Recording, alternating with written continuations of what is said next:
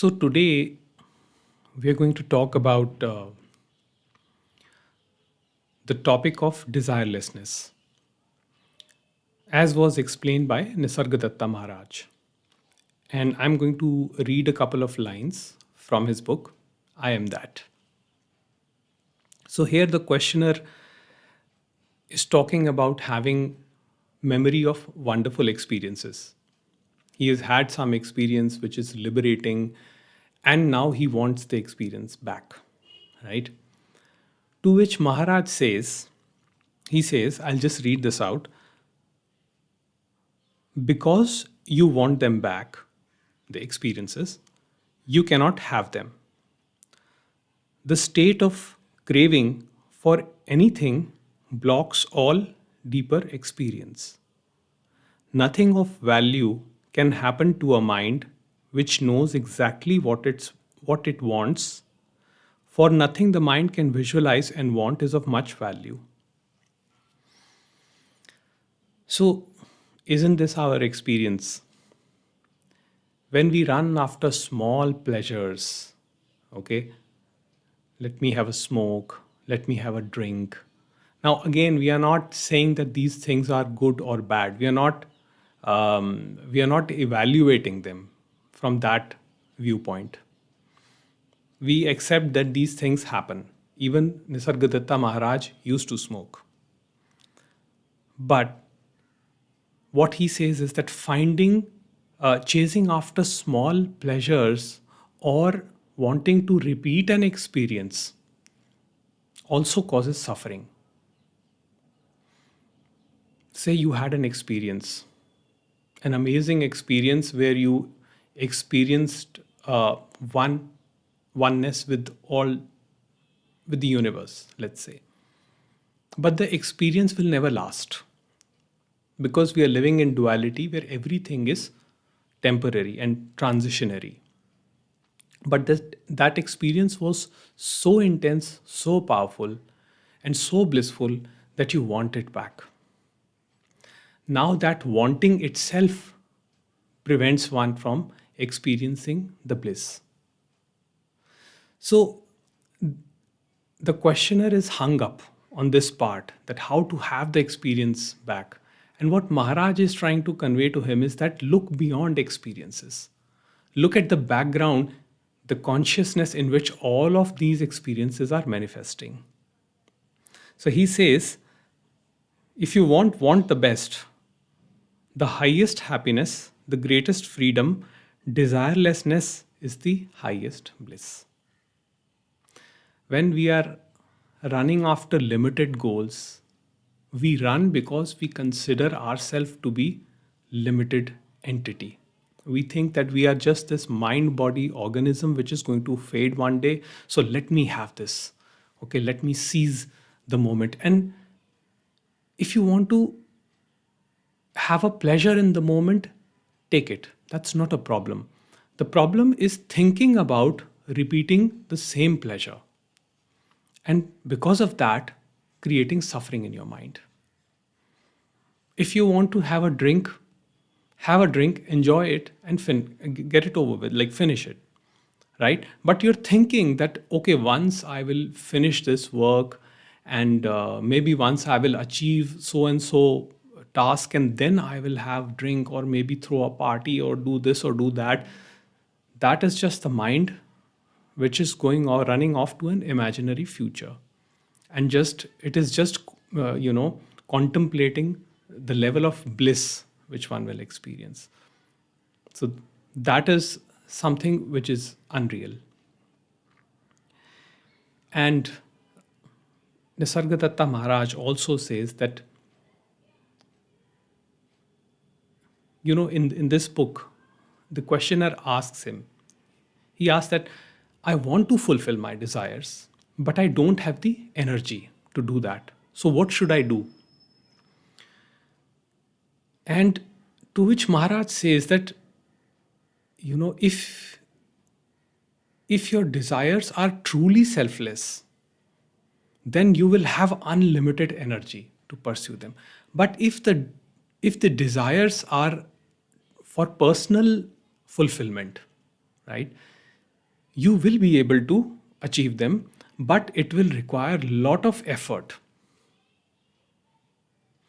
And the effort up to that journey, up to that point where the desire is fulfilled, will be painful. So, yes, you can achieve whatever you want in life. At one point, I was given a goal by the society, by my conditioning, that I have to achieve so and so task, which was a very difficult task. I had to clear an examination in India. We call it UPSC here. It's one of the toughest exams in India. And I was told that once I achieve that goal and once I become an administrative officer, then my life will be set. Then everything will be perfect and peaceful. So I spent a couple of years preparing for that exam and failing every time. In the end, I could not do it. I could not clear that exam. And then after failing, there was so much regret. But what I now, when I look back, what I realize is that it was just a selfish goal that I was chasing. Now, again, we are not trying to say that it is right or it is wrong, right?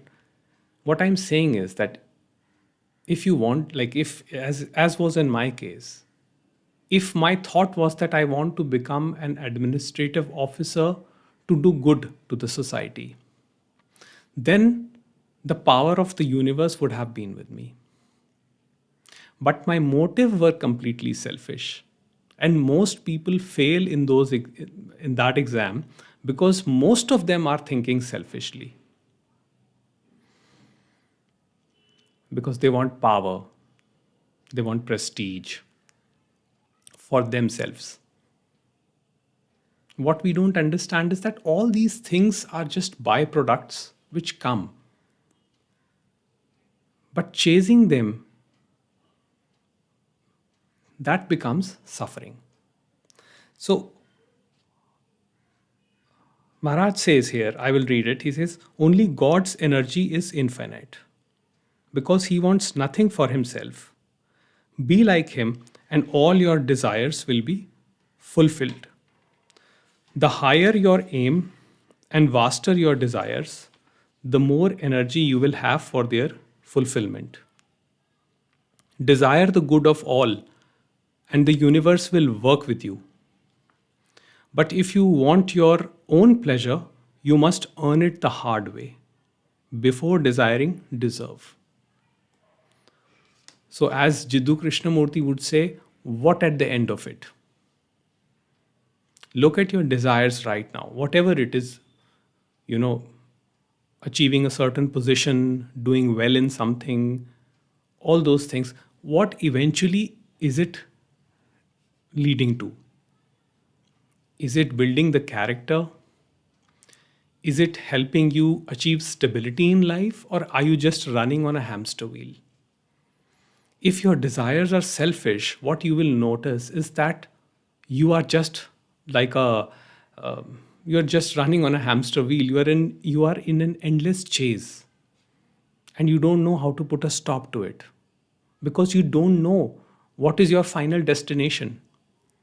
You may say that I want X amount of money, or I want my family to be settled, my children, my grandchildren to be settled, but you don't know where to put the brake.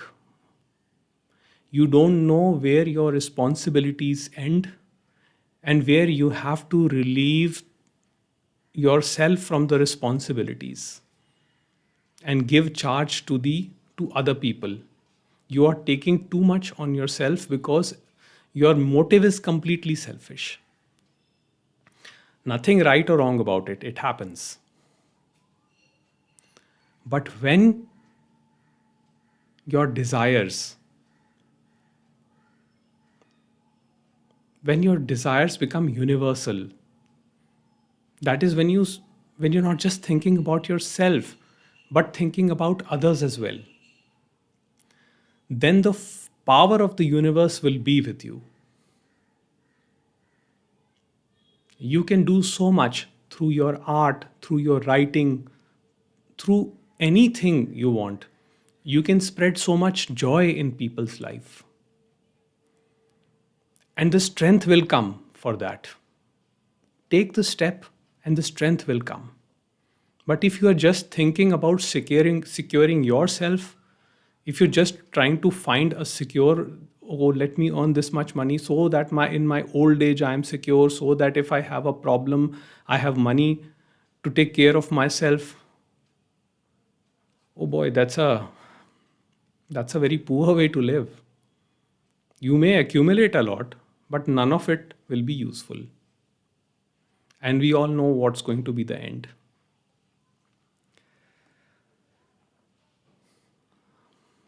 So when we understand who we truly are, what is what we actually what we actually are, we never chase after small selfish goals. We go for the highest goal. And what can be a greater goal than self-realization? This was said by Ramana Maharishi, that your own self-realization is the highest goal. If you want to call it a goal, it's not a goal actually.